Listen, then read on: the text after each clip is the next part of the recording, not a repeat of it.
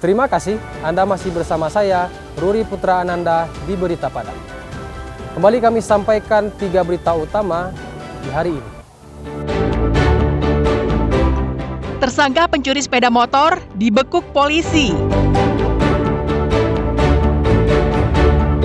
Lomba layang-layang aduan diminati ratusan peserta. Sepanjang tahun 2025, tak ada kasus hukum dan kasus kriminal yang menonjol di Sumatera Barat. Sebagian besar tindak kejahatan yang terjadi masih didominasi oleh peredaran narkotika.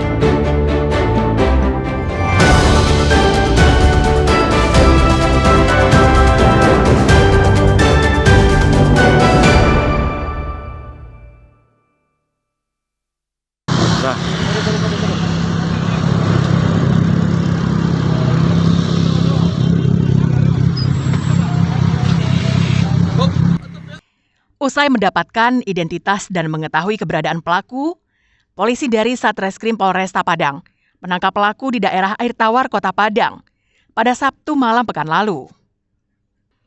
Pria berusia 30 tahun yang sedang menunggu angkutan kota di pinggir jalan tak berkutik saat ditangkap petugas.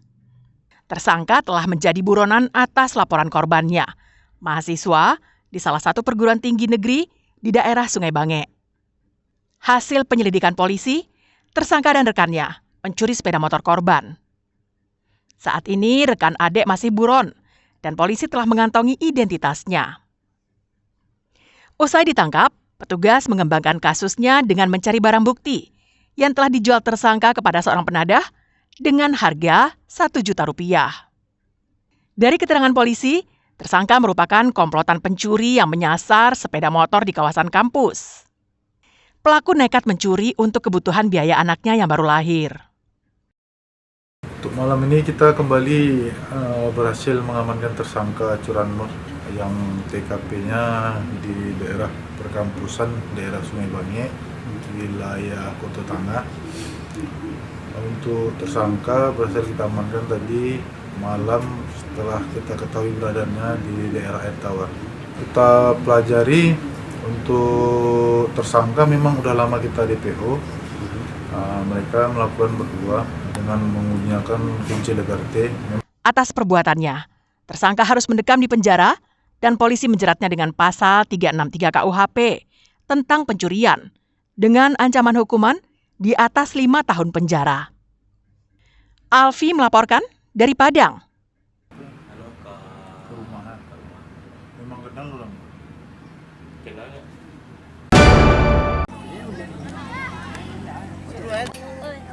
Gelanggang olahraga Rawang Pariaman diserbu ratusan pecandu layang-layang aduan pada minggu lalu. Mereka datang untuk mengadu ketangkasan bermain layang-layang aduan. Berbagai jenis layang-layang ditampilkan, mulai dari layang-layang ekor ikan, ekor bulat, maupun ekor kumis. Para penggemar layang-layang ini tampil dengan menaikkan layang-layang andalannya. Mereka semua berlomba untuk jadi pemenang. Sekali berlomba, cukup merogoh kocek Rp20.000 saja sebagai uang pendaftaran. Dalam setiap adu layang-layang, dinaikkan 6 buah layang-layang sekaligus. Para pemain harus bisa mengalahkan lawannya dengan merusak atau memutus benang layang-layang lawannya. Dengan ketentuan, melepasnya di lokasi yang dibatasi dengan panjang benang yang sama dan waktu yang telah ditentukan panitia. Tak hanya diikuti kaum lelaki, kaum wanita pun tak mau ketinggalan untuk menjadi pesertanya. Permainan anak nagari ini telah ada sejak zaman dulu. Bahkan orang tua dengan berbagai status sosial pun ikut berlomba. Kita mengadakan lomba layang ini adalah untuk menjalin silaturahmi dan menyalurkan hobi para pecandu layang-layang di Kota Pariaman. Dan juga mengangkat tradisi kearifan lokal Kota Pariaman, yaitu di bidang layang-layang.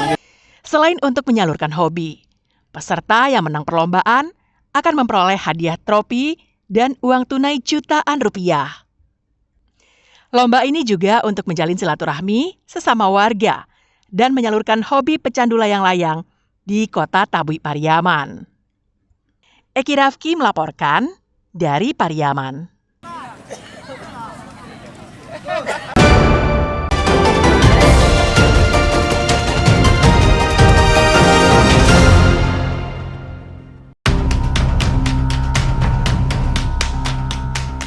Warga di Jorong, Kota Nopan Setia, Nagari Langsek, Kadok Barat, Pasaman, digemparkan dengan peristiwa terbunuhnya Ruslan Nasution, berusia 61 tahun, yang terkapar bersimbah darah di kediamannya pada hari Senin. Ruslan Nasution tewas di tangan Reski Hamdi. Peristiwanya berawal saat Ruslan Nasution sedang minum kopi di ruang tamu rumahnya. Tiba-tiba datang Reski dengan membawa senjata tajam dan langsung menganiaya korban hingga tewas. Reski Hamdi, sang pelaku, ditangkap polisi di rumahnya yang berada di Jorong yang sama dengan korban. Polisi juga menyita senjata tajam yang dipakai pelaku untuk membunuh korban. Informasi yang beredar, kasus itu dipicu oleh permasalahan batas tanah atau sepadan antara keduanya yang tak kunjung selesai.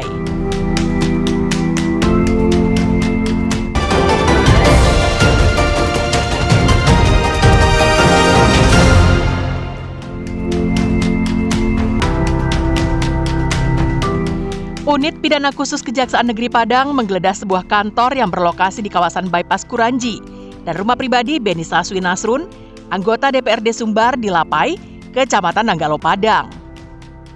Penggeledahan yang dilakukan selama 3 jam itu menandai gebrakan baru Kejari Padang, Koswara, terkait kasus penyalahgunaan kredit modal kerja dan bank garansi. Dalam pengusutan kasus ini, negara dirugikan hingga 34 miliar rupiah.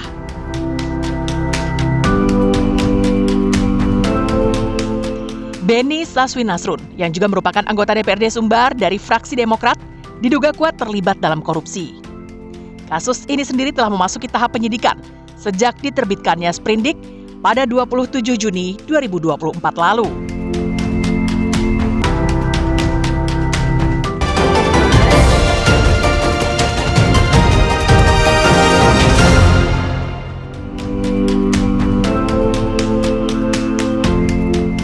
Tim gabungan dari BNNP Sumbar, Reserse Narkoba Polresta Padang, dan Polda Sumbar menggerebek kawasan Purus yang diduga menjadi kampung narkoba baru di Padang. Dalam penggerebekan itu, 8 pria diduga pemakai narkoba ditangkap. Ke-8 pelaku itu tidak hanya berasal dari wilayah Purus, namun juga berasal dari kecamatan lain di Padang, seperti Koto Tangah dan Padang Selatan. Dari hasil penggeledahan di lokasi, petugas menyita beberapa paket sedang dan kecil sabu-sabu serta alat hisap. Penggerebekan kali ini dikhususkan pada tempat-tempat yang dikenal rawan pemakaian narkoba atau disebut kampung narkoba.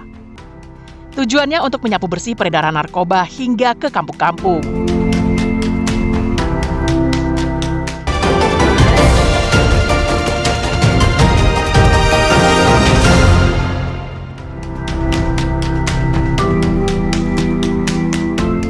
Proyek pembangunan dermaga Bajau di Pulau Siberut Barat Mentawai kini menjadi masalah hukum. Pasalnya, pekerjaan proyek itu diduga tidak sesuai kontrak, hingga menyebabkan struktur dermaga amblas sedalam 1,7 meter. Proyek senilai hampir 25 miliar rupiah itu, dan dananya berasal dari APBN, dibiayai melalui Direktorat Jenderal Perhubungan Laut, Kementerian Perhubungan. Dermaga ini dikerjakan pada tahun 2019 hingga tahun 2020. Namun hingga kini, dermaga itu belum bisa difungsikan. Kepala Seksi Penerangan Hukum Kejaksaan Tinggi Sumatera Barat, M. Rashid, mengatakan pihaknya secara resmi menaikkan status penanganan kasus ini ke tahap penyidikan. Hal itu dilakukan setelah ditemukan dugaan kuat adanya penyimpangan dalam pelaksanaannya. Bukti awal menunjukkan adanya ketidaksesuaian dalam pekerjaan konstruksi.